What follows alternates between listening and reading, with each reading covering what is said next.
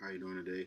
This is Charles Lovett, and I'm here to tell you how to prepare for the draft. And it was a coincidence that the draft is actually going on now, so I thought it'd be helpful for me to give my experience about what I went through. Uh, the pro day is very essential. It's kind of like a job interview. It helps NFL players who aren't invited to the NFL Combine, which is like the main one, to actually perform at somewhere where they're more comfortable and somewhere where they've been practicing and competing from anywhere from a range to 4 to 5 years at their own campuses. So prior to participating in the pro day, a football player must train accordingly to be at the tip top shape and so they can perform to the best of their abilities. And they want to do that because anybody going into a job interview, if you can prepare for the job interview, you want to be at your best. So why not train, get the best trainers and everybody to help you be at your best, so you can when you go in there, you can perform and be at your best abilities. And in the following proposal, uh, I created a manual for the training and the preparing for the pro day. The manual will be created in a simple step-by-step uh, format. I'll go in details about each specific step pertaining to my topic about what I'm talking about.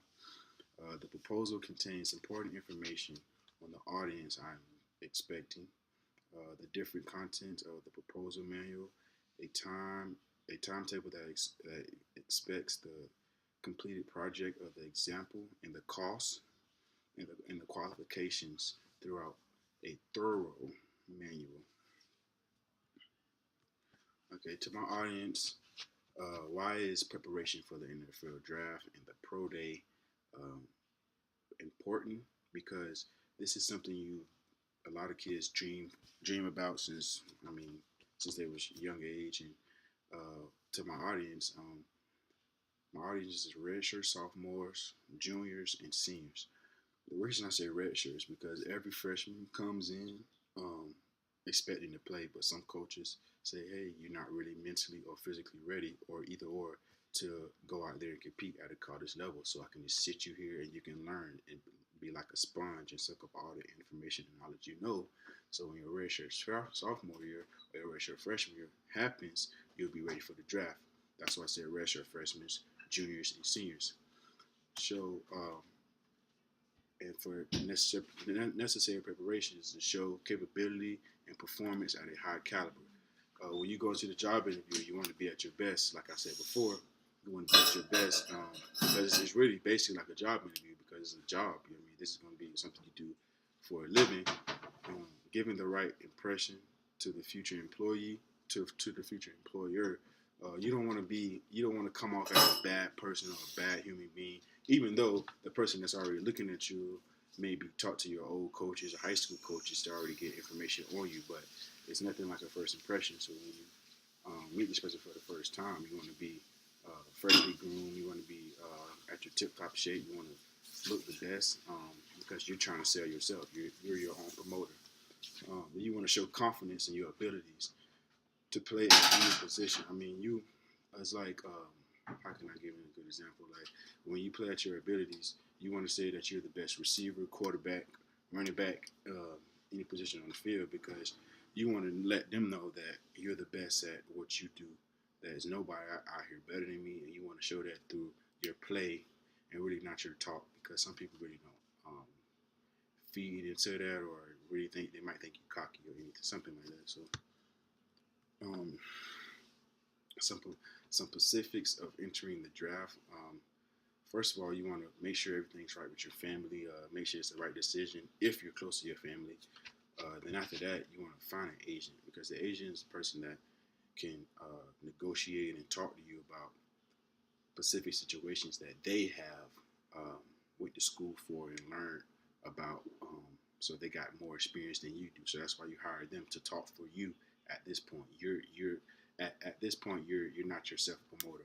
You know what I mean? So it's like you letting them talk for you at this time.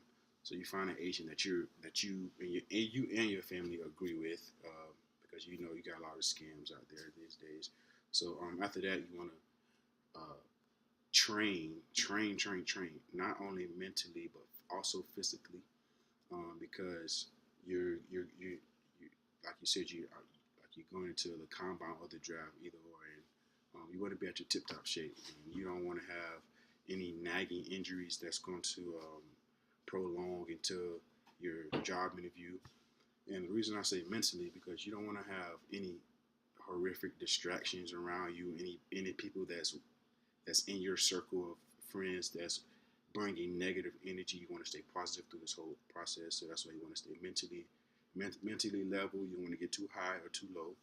Um, Another great preparation, my number 3 on my list, is preparing financially, because you got some people our age, 21, 20 years old, that's coming from broke to microwave dinners and barely paying rent and stuff like that, to becoming millionaires, 16 million, $10 million. So if anybody, I feel like if anybody go through that transition, it'll be kind of tough. So that's why you want somebody to help you prepare financially on what to buy, what not to buy.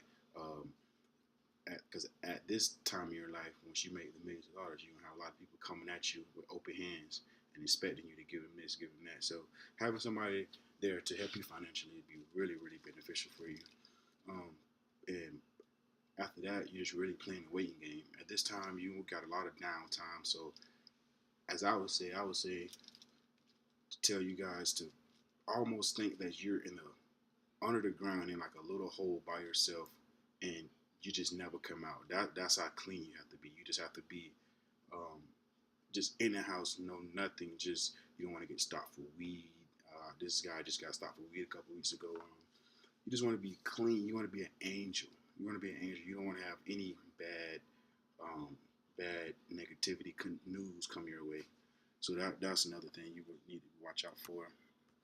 And the qualifications to go to a pro day or to go to the draft, it'll help a lot if you're All American, and if you played in the Big Five conferences, which are the Pac-12, Big 12, SEC, the Big 10, and the American Conference. Those will really, really increase your chances of getting drafted or getting into the league.